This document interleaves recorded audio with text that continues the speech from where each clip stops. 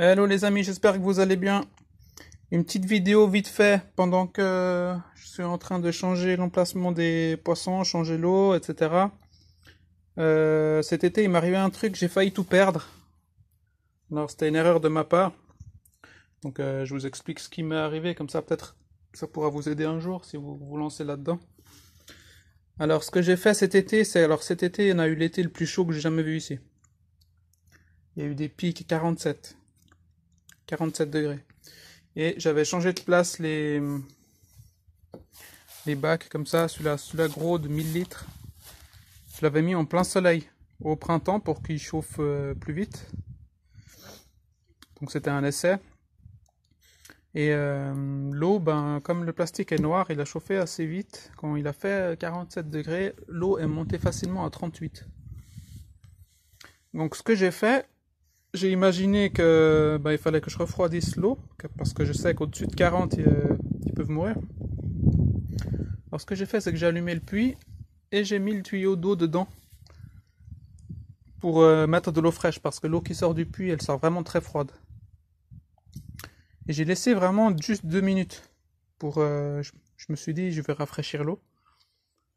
Et le lendemain, je suis revenu et tous les poissons flottaient.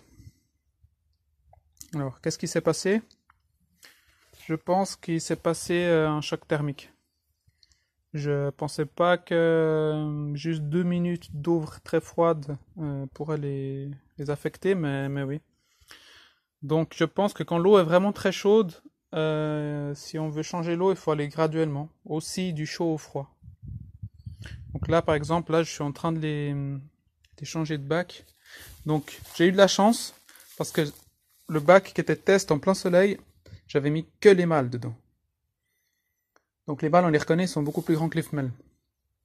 Donc il y avait 40 mâles dans 1000 litres. Et les 40 mâles sont morts. Sauf un. Quand j'ai vidé l'eau pour le changer d'emplacement, il y en avait un qui était encore vivant. Donc, j'ai gardé.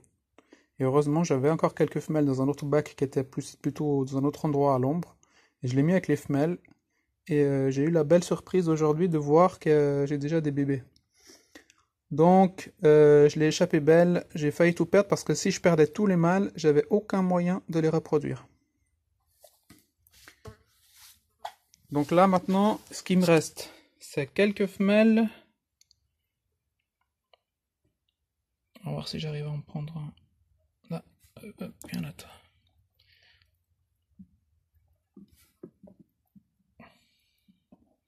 Quelques femelles et le gros mâle, quoi. Alors là, j'ai une femelle. Donc là, comme je suis en train de les transvaser, ils sont en train de faire le... Comment on dit? Ils sont en train de s'acclimater à la nouvelle eau, en fait. La température, ça va, elle est à 20 degrés, là, donc elle est fraîche. Il n'y a pas trop de soucis niveau température, c'est surtout le chaud. Donc voilà le gros mâle qui m'est resté. Vous l'avez vu? Voilà, alors lui, c'est le descendant. Et tous les bébés, je vais vous les montrer après. Là, encore une femelle. Donc là, je dois avoir 5 femelles et un gros mâle. Donc ils vont rester là tout seuls. Ici, je vais faire un autre test. Je vais les laisser en extérieur cette année. Avec le chauffage. Donc j'ai la prise juste à côté. Ok, je vais les laisser en extérieur avec le chauffage. Je peux maintenir l'eau à 20 degrés même en hiver. Et on va voir. Donc là, et les bébés... Alors, je vais prendre le filet. Les bébés, j'arrive peut-être pas à les prendre à la main.